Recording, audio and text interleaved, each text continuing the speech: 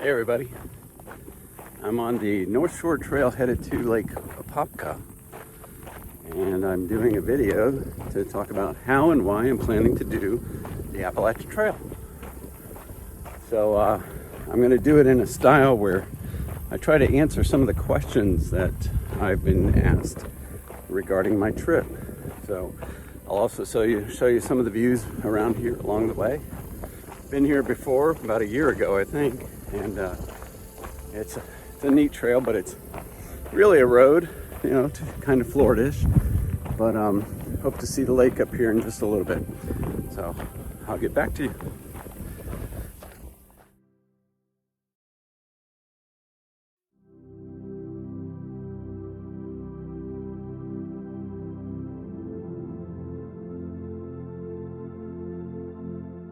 Okay, so one of the first questions I get is, how did you learn about the Appalachian Trail? Well, when I was 15, I was in the Boy Scouts, and we were preparing to go on a hike, and I had a leader that handed me an REI catalog. Back then they called it Recreation Equipment. It wasn't just REI, and he said to look through it, and I did, and some of the pictures were really amazing, and they were attributed to the Appalachian Trail. So that's kind of how I got started trying to figure out about the trail. The leader told me that he had actually hiked on a few sections, and it just sounded really interesting to have a trail that long. And so some of my friends, my scouting friends and I, we talked about it around campfires and campouts, and that's how I got interested in it. And we had plans. Of course, now we were living in Iran, so we weren't close to the trail at all. And we made plans to try to do it in the summer or when we went off to college or something, but it just never happened. So that's how I learned about the trail. So the next question is probably the hardest questions I've been asked is, why are you doing this? Especially now after all these years. And really it comes down to, I've thought a lot about it and reflected on it on a lot of my hikes. And it really comes down to the matter of one word, and that word is honor. So bear with me on this. This gets a little long, but basically there's three sections of this answer, this honor answer. Number one, in the last few years, I've lost several friends, and they've passed on, and they were about my age, and they weren't able to do what they wanted to do with their retirement or after their retirement. Had one friend that had just bought a house, his new dream house on the lake, had $1 million in the bank, had his new fishing boat, was making big plans for a lot of fishing trips, and about 6 weeks before his official retirement, he passed away. Had another friend that just recently died of pancreatic cancer that worked with me for a while, and just a good soul. And the thing that all these guys had in common was that they served others. They were service people, and they had the hearts of service. And had another who was a pastor that during one of the recent hurricanes was helping everybody in the community for 36 hours straight, and just succumbed to a heart attack and passed away. And then I had a good friend who was a scout that I talked about earlier, and we used to talk about the Appalachian Trail. And when we were in Iran, he went on a hiking trip up to the top of the mountains just north of Tehran, and unfortunately got separated from his group. And a whiteout came, and he died in the snows up in the mountains. And that was very heartbreaking for all of us. And so that's probably the first reason I'm doing it, as far as honoring these men. Their lives and the shortness of their lives really kind of impacted me. And the saying that goes, time waits for no one. So that's why I'm trying to turn my one day into my day one. And these are in no particular order, but I also want to talk about my father and the leaders that I had in Boy Scouts. My father really kind of helped us get involved in scouting. He was very much involved in scouting, and he enjoyed it, I think, as much as we did. And Dad grew up in Louisiana and was a big athlete. Went to school at the University of Arkansas, and Got into ROTC. His athletic skills got him to college, and then ROTC took him after college and gave him a military career. And he was just a great leader and loved to train and coach young men in football and scouting in multiple areas. He was just always there for us. And Dad really didn't define himself by his military career. I think he defined himself more so from how he was able to help young men, young women reach and achieve their goals. And I think he's had more pride in being able to do that than just about anything that he did for himself.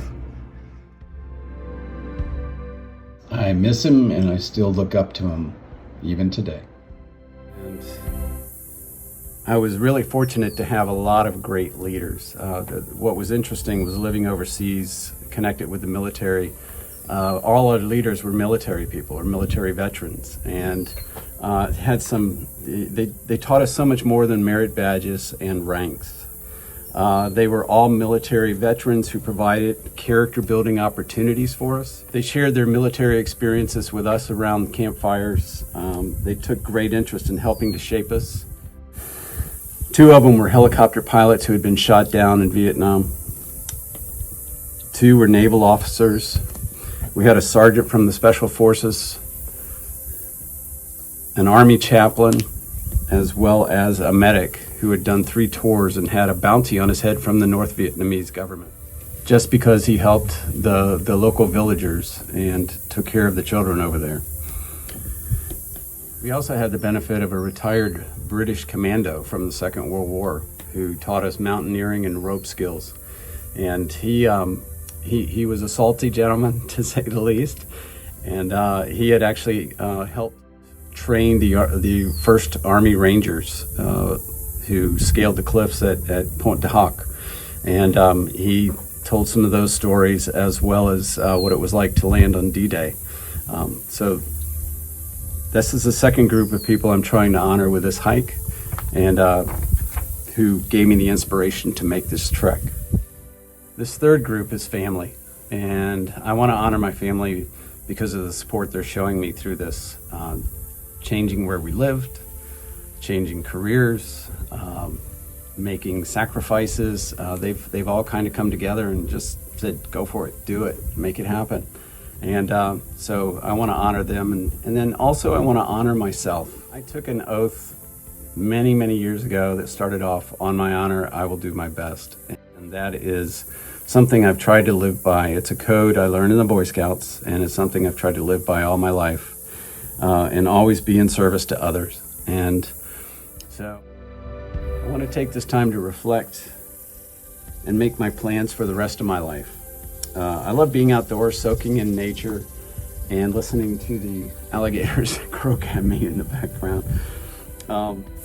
I also like to show how nature is always around us, whether it's moving, the sounds, and it just really just fills me. It cleanses me spiritually, and so that's something I want to do. And so I think being on trail for 5 or 6 months, and relying on myself and limited technology will be a great thing for me. And so I want to take this time and honor myself.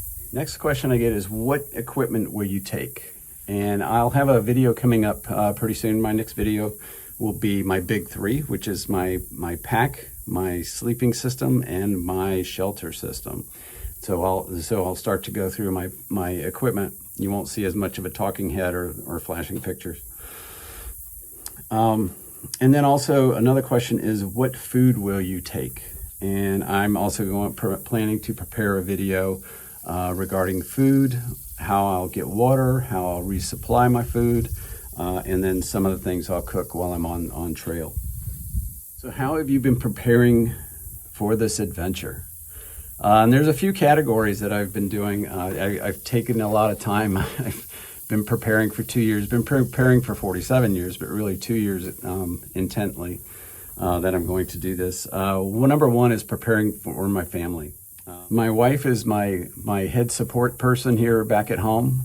She has a list of all the post office hostels, shuttle drivers, a lot of the the maps, all that stuff will be at her disposal. There's actually a 5-foot tall map of the Appalachian Trail that she'll track where I am, my progress along the way. So friends and family that visit her will be able to see where I am. Also, I'm going over all of my backup gear and the gear that I know I'm going to be switching out along the way with her, so that she'll know what pieces and parts I'm asking for. My food boxes that she'll send to me along the way.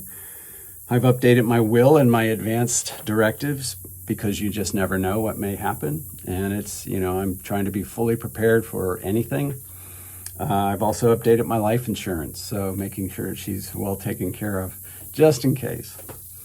I've learned to YouTube, and primarily so I can vlog like I'm doing right now, so I can leave a legacy piece, but also so my friends, family can see where I am and see that I'm okay, and enjoy my progress and the views and some of the things I'm taking in. Also, my wife and I are watching hiker videos together. We have our favorites that we follow, and I'll leave a list of some of those folks down below, and just watching their adventures so that she can understand what I'll be facing on the trail, the good and the bad. It's important that we both understand what we're facing. And then I'm hoping to have an opportunity to have my family, different members of my family or my friends join me along the way, and so that'll also be a great piece. So I know I've got a few folks kind of excited to possibly join, so I'm looking forward to that. I've also got the Garmin InReach Mini, which I'll talk about in a technology video, and I have a new cell phone that is on its way.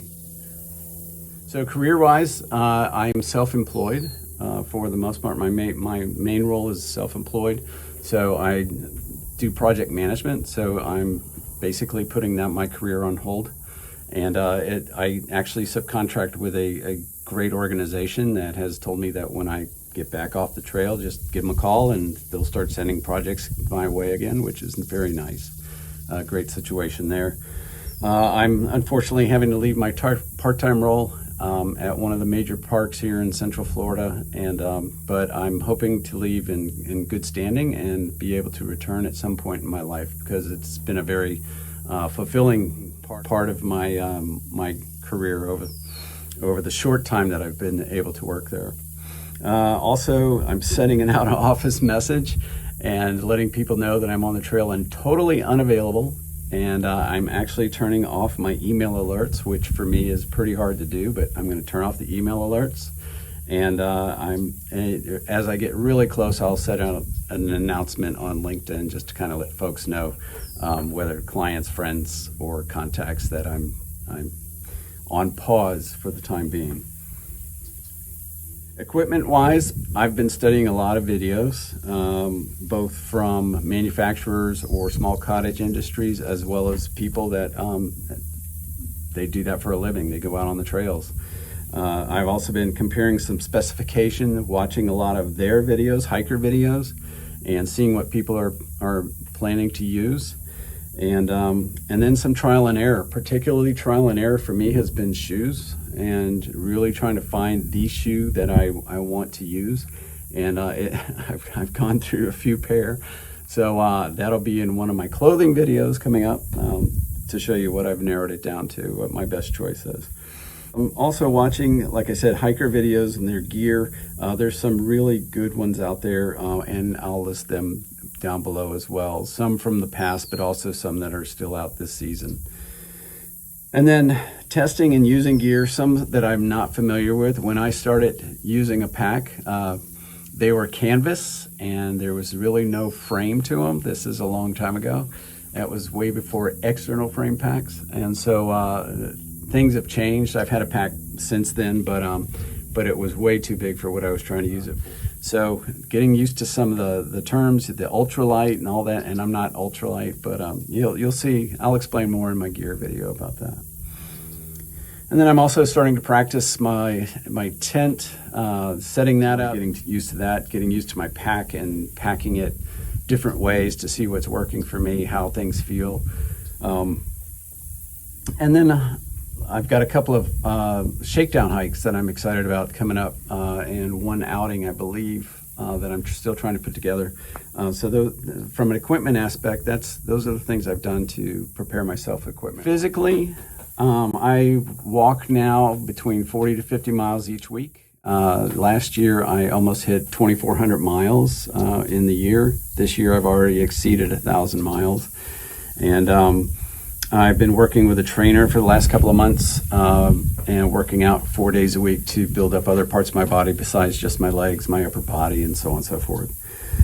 I've also met with my doctor, and he gave me a thumbs up, told me I was good to go between the physical and the blood work. I also met with a podiatrist to look at my feet and ankles. When you get to a certain age, you start thinking of those things, but also wanted to get his recommendations on shoes and exercises I could do for my feet and ankles. Kind of concerned about the rocks and roots that are out there and just making sure I've got ankle strength. He also gave me a thumbs up, said I was good to go. Also met with an orthopedic surgeon. I've had back surgeries and knee surgeries in the past, and so just wanted to make sure I was clear. I was given a go-ahead from him, and I've updated my eye prescription. I don't have my sunglasses with me today, probably one of the brightest days out here, but the glasses are going to be updated, so I'll be able to take those on the trail. As of my day 100, I've been working out with a full pack, so wherever I go, whenever I'm working out, whether it's on the Stairmaster or hiking in the community or hiking on a trail, it's full pack. And just getting used to the way it feels, how it's riding, so I can make adjustments throughout my treks. And then finding elevation opportunities, which is a bit of a challenge, but there's a couple places around I've been able to go where I'm able to go a couple hundred feet up and a couple hundred feet down a couple of times, and so I'm doing that. So real quick, I'll show you the Green Mountains, which are in the distance. Some of the higher elevations of Florida. I think I've shown these on other videos before, but that's Florida elevation. I'm also testing out trail foods and bars and trying to find the ones that I like, that really satisfy me. Also testing out some isotonic and powders to find which ones seem to revive me quicker while I'm on trail. And of course, finding a multivitamin. That's my next quest. So if you have any suggestions, leave them in the comments. Mentally, I'm preparing by watching through videos, reading books on the trail and other hikers' experiences, listening to podcasts, also asking questions on White Blaze, which is a website for through hikers. I also took an update at my first aid qualifications, so I'm ready to go there. And then, like I said, I'm following some podcasts. Brushed up on my map and compass skills, as well as the use of GPS and electronic compasses. So I feel like I'm pretty well versed and ready to go with those. I'm also collecting important quotes which will mean something to me along the way. I've been collecting those for about 1.5 years, and I put one at the end of each of my videos. I'm also collecting tokens that represent why or who I'm doing this for, and as well as small pictures that I'll carry along the way as a reminder of the folks I've mentioned earlier in this video. So finally, after a long video, what is next? I've set my start date. I've registered with the Appalachian Trail Conservancy, my start date, and I've made my arrangements, my reservations at Amicalola Falls Lodge to spend a couple of nights with Pat just before I take off. And my next video will be, as I mentioned earlier, will be my Big 3. So that's coming up. And I want to thank you for supporting me. Leave comments, share, ring the bell. What else are you supposed to do? Whatever else you're supposed to do on these videos, please do it. Thumbs up. Give me a thumbs up if you like it. And don't forget to subscribe. Yes, definitely. Let others know, because that'll also be an important part, is to have a bunch of cheerleaders that are there to support me on my trek. Those bad days, those rainy, nasty, cold days when I'm still out there, and just having the support of my friends and family will be amazing. So thank you all, and take care.